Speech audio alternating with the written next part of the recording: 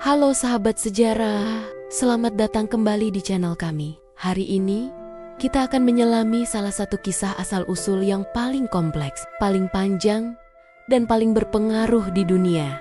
Kisah tentang Bani Israel. Siapa mereka? Dari mana mereka berasal? Mengapa sejarah mereka begitu sentral dalam tiga agama besar? Yahudi, Kristen, dan Islam. Istilah Bani Israel secara harfiah berarti anak-anak Israel atau keturunan Israel. Kunci untuk memahami asal-usul mereka terletak pada satu sosok penting, Nabi Yakub, yang juga dikenal dengan nama Israel. Jadi, mari kita telusuri jejak leluhur agung mereka. Asal-usul Bani Israel berakar dari garis keturunan para nabi. Semuanya bermula dari Nabi Ibrahim yang dijuluki Bapa para Nabi. Dari Nabi Ibrahim, lahirlah Nabi Ishak alaihissalam. Dan dari Nabi Ishak, lahirlah Nabi Yakub, sosok sentral dalam narasi kita. Nabi Yakub mendapatkan gelar istimewa dari Allah, yaitu Israel. Dalam bahasa Ibrani kuno, istilah ini umumnya diartikan sebagai hamba Allah atau kekasih Allah. Nabi Yakub memiliki 12 putra dari 4 istrinya. Kedua-belas putra inilah yang menjadi cikal bakal 12 suku Bani Israel atau suku-suku Israel. Nama-nama mereka sering kita dengar: Ruben, Simeon, Lewi, Yehuda, dan Naftali. Gad, Asher, Isakar, Zebulan, Yusuf, dan Benyamin. Merekalah fondasi awal komunitas yang kelak kita kenal. Kisah Bani Israel kemudian membawa kita ke negeri piramida, Mesir.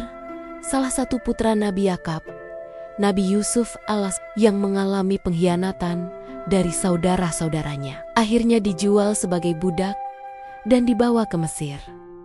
Namun, dengan karunia dan takdir Allah, Nabi Yusuf diangkat menjadi pejabat tinggi di istana Raja Mesir. Saat paceklik melanda, Nabi Yusuf mengundang seluruh keluarganya Nabi Yakub dan ke-11 saudaranya untuk hijrah dan menetap di Mesir. Di sanalah, di bawah naungan Nabi Yusuf, Bani Israel hidup damai dan baronek pina selama beberapa generasi. Namun, kedamaian itu tidak berlangsung selamanya.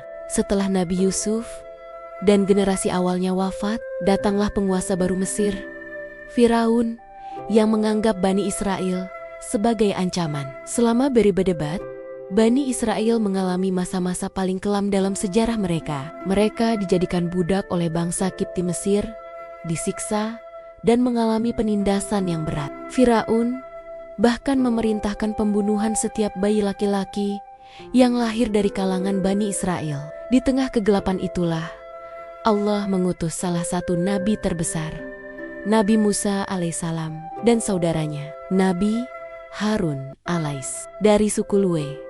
Tugas mereka adalah membebaskan Bani Israel dari perbudakan dan membawa mereka kembali ke tanah yang dijanjikan. Melalui serangkaian mukjizat dan bencana yang menimpa Mesir, Nabi Musa akhirnya memimpin Bani Israel keluar dari Mesir dalam peristiwa monumental yang dikenal sebagai Eksodus. Puncaknya adalah ketika Laut Merah terbelah, memberi jalan bagi Bani Israel dan menenggelamkan Firaun dan pasukannya. Setelah lolos dari Firaun, Bani Israel tidak langsung memasuki Palestina. Mereka mengembara di Gurun Sinai selama 40 tahun. Selama masa pengembaraan ini, Bani Israel diuji dengan keras. Meskipun mereka diberi mukjizat makanan dari langit, seperti mana dan salwa, banyak dari mereka yang menunjukkan ketidaktaatan, ketidakpercayaan, dan bahkan menyembah patung anak sapi emas. Pada masa inilah, di Gunung Sinai atau Tur Sina, Allah menurunkan Taurat kepada Nabi Musa. Taurat berisi hukum-hukum dan syariat yang menjadi pedoman hidup bagi Bani Israel. Pemberian kitab suci ini secara resmi menandai pembentukan Bani Israel sebagai suatu komunitas keagamaan yang terikat pada perjanjian dengan Tuhan. Setelah generasi yang membangkang di padang pasir wafat, Bani Israel dipimpin oleh Yusha bin Nun Yosua untuk memasuki dan menaklukkan tanah Kanaan atau yang kita kenal sebagai Palestina. Setiap suku Bani Israel kemudian menempati wilayahnya masing-masing. Beberapa waktu kemudian, Bani Israel bersatu di bawah kepemimpinan para raja dan nabi. Periode ini mencapai puncak kejayaannya pada masa Nabi Daud alaihissalam dan putranya Nabi Sulaiman alaihissalam. Nabi Daud berhasil mengalahkan Jalut Goliat dan mendirikan kerajaan yang kuat. Di masa Nabi Sulaiman, dibangunlah Baitul Maqdis atau kuil suci di Yerusalem. Kerajaan ini menjadi contoh kejayaan Bani Israel, sebuah bangsa yang diunggulkan oleh Allah pada masanya. Namun, setelah wafatnya Nabi Sulaiman, kerajaan terpecah menjadi dua. Kerajaan Israel di utara dan kerajaan Yehuda di selatan. Perpecahan inilah yang mengawali kemunduran dan penderitaan baru. Kisah Bani Israel, seperti yang diceritakan dalam Al-Quran dan Alkitab, adalah sebuah narasi tentang perjalanan spiritual yang luar biasa, penuh dengan mukjizat, namun juga syarat dengan pelajaran moral tentang kesyukuran dan keteguhan iman. Dari keturunan Nabi Yakub menjadi hamba yang dibebaskan dari perbudakan oleh Nabi Musa, hingga diangkat menjadi penguasa di bawah Nabi Daud dan Sulaiman. Bani Israel telah menerima nikmat yang tak terhingga. Namun, sejarah mencatat bahwa berulang kali mereka lalai, membangkang, dan menyimpang dari ajaran para nabi yang diutus kepada mereka.